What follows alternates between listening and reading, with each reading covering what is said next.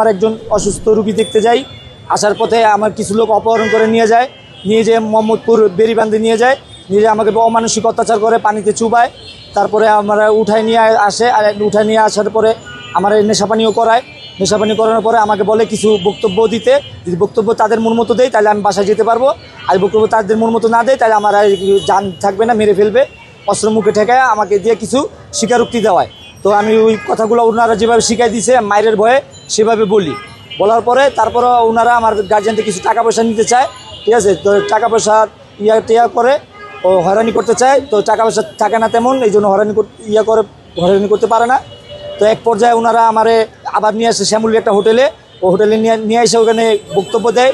সেই আসে হোটেলে, তারপর বলে যে বক্তব্য দিলে তুই চলে যাবি। তারপর দেখি আমাকে হোটেল থেকে নামার পর দেখি আমাকে নিয়ে যাবে আবার আরেকটা গাড়িতে নিয়ে যাবে। তখন আমি গাড়িতে উঠতে চাই না, হোটেলের নিচে আমি অনেকক্ষণ পারাপারি করি, হোটেলের সিসি ক্যামেরায় এরা আছে। তারপরে আমার ওখান থেকে নিয়ে যায়, আবার টর্চার করে। ভাই আমার এই যে হাতে দেন কী অবস্থা, এই যে দেন পায়ে কী অবস্থা, ঠিক আছে। আমার পানিতে চুপায় ভাই খুব অসুস্থ করে নেয়। তারপরে ওখানে নিয়ে আবার মারে ধরে টিয়া করে। এক পর্যায়ে আমার গার্জিয়ানরে বলে যে তোমরা যদি থানা পুলিশ না করো তাহলে তোমার ছেলেরে ছাড়তে পারি, আর যদি থানা পুলিশ করো তাহলে কিন্তু ওর জীবন শেষ, আর পরের বার যদি ধরি ওর শেষ, ওর ভাইকেও জীবনও শেষ। ভাই জাহিদ মোরলের নির্দেশে জাহিদ জং আর লোকা স্মার্ট হাসান, এই দুজনে যে এরা মূলত এই সন্ত্রাসী কার্যকলাপ করে, মোহাম্মদপুর থাকে, ঠিক আছে। শেরবাংলায় সেই সন্ত্রাসী কাজকাম করে, মানুষ মায়েরা ধরা টাকা পয়সা নিয়ে যায় অনেকের। জি না, শত্রুতা নাই বলতে এরা আমাদের এলাকার বড় ভাইদের জন্য আর কি এদিকে করে চাঁদাবাজি করতে পারে না, তারা বাধা দেয় চাঁদাবাজি করতে, এই জন্য করে। আবার বিএনপির ব্যাপারে উল্টাপাল্টায় যে একটা ভিডিও রাখছে, বিএনপির ব্যাপারে আমাদের বাধ্য করে মায়েরা উল্টাপাল্টা বলাইছে, মানে আমার খুব হয়রানি করছে, ওই ভিডিওগুলো রাখছে ওরা। তারপর আমার নেশা করাইছে, এই নেশার ভিডিও করে রাখছে, করছে। মানে আমি ভাই ওই জায়গায় বাধ্য হয়ে যায় ভাই, মায়ের অত্যাচারে ভাই আমি বাধ্য হয়ে যায় ভাই, আমি কী করুন ভাই, আপনারা আমার বাঁচান ভাই। আমি আইসি ভাই সাংবাদিক ভাই সাহায্য লইতে ভাই। আমি ভাই এনতে যাওয়ার পরে ভাই আমি জাহিদ মোরলের নির্দেশে জাহিদ জং আলু স্মার্ট হাসান ওরা আমার বলে যে আমি যদি কোনো থানা পুলিশ করি বা কোনো করে আইনের আশ্রয়ে যাই তাহলে আমার ফ্যামিলির আবার ক্ষতি করবে ভাই। আপনারা ভাই আমার হেল্প করবেন, আমার বাঁচান ভাই, আমি খুব ইয়াতে আছি ভাই। আপনি কি প্রাণনাশের হুমকিতে? জি ভাই, আমি অবশ্যই ভাই, আমার কইছে মাইরা লেবু যে হাসপাতাল পুলিশে যাই বা র্যাব অফিসে যাই তাহলে মাইরা লেবু ভাই।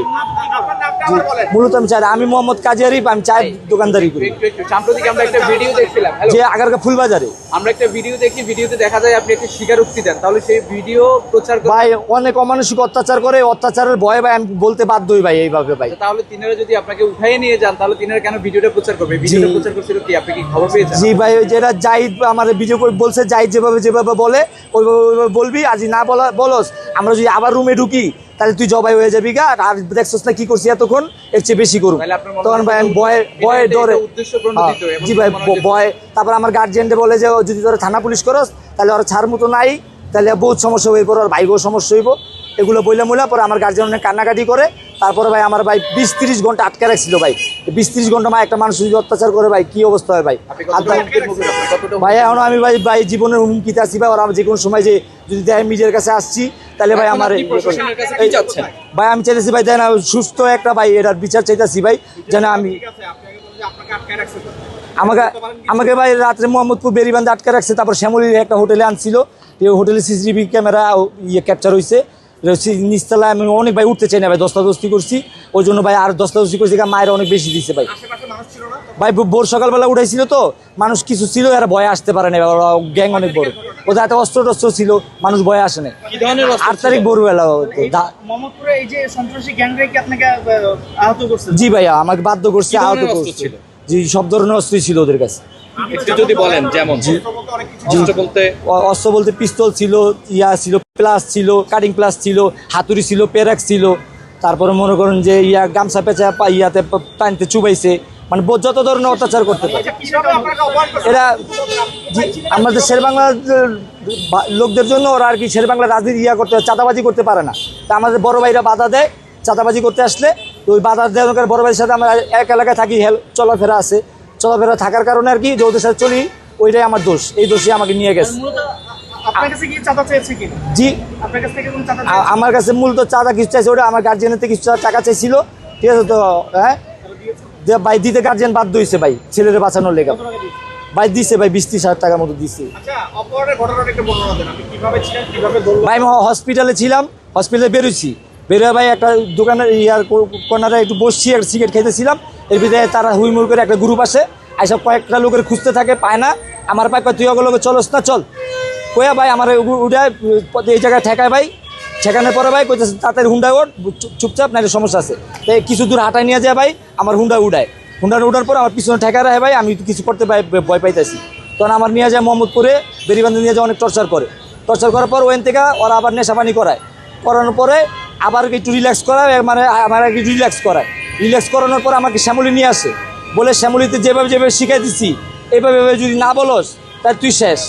তো ভাই আমি ভাই মায়ের ডরে ভাই ওরা যেভাবে যেভাবে বলতে বলছে ওইভাবে কয়েকটা ভিডিও আমার বানায়, আমি ভাই ওই বলতে বাধ্য হই ভাই। ভাই আমি ভয়ে যাই নাই ভাই, আমি ডরে যাই নাই ভাই। আমার যে আমার ক্ষতি করে, আমার ফ্যামিলি ক্ষতি করে ভাই। জি ভাই আমি হাসপাতালে ভাই ভাই আমি আইনের কাছে বলা আছে ভাই, এদের শাস্তি দাও ভাই, আজ না এরকম মানুষের আর কোনো মানুষের ভাই এরকম হয়রানি করতে না পারে, এরকম মানুষ নিয়ে এরকম অত্যাচার করে ভাই, এই জানি আর না করে। ভাই আমার নিজের জন্য ভাই, আমার যেন একটু প্রশাসন সেফটি দেয়, আর যেন ভাই ইয়া করে ওগত হাত থেকে যেন বাঁচতে পারি, এইভাবে আমার একটা ব্যবস্থা করে দেয় ভাই। জি হ্যাঁ ভাই আপনারা যদি সবাই সাহায্য করেন তাহলে যাবো ভাইয়া। তাদের কি কোনো রাজনৈতিক পরিচয় আছে কিনা আপনি জানেন? জি ভাই সাবেক হয়তো বা ছিল, এখন বর্তমান নাই, ওই বহিষ্কার হচ্ছে, চাঁদাবাজি ছিনতাইকারী করে না, এই জন্য হয়তো বা বহিষ্কার আছে।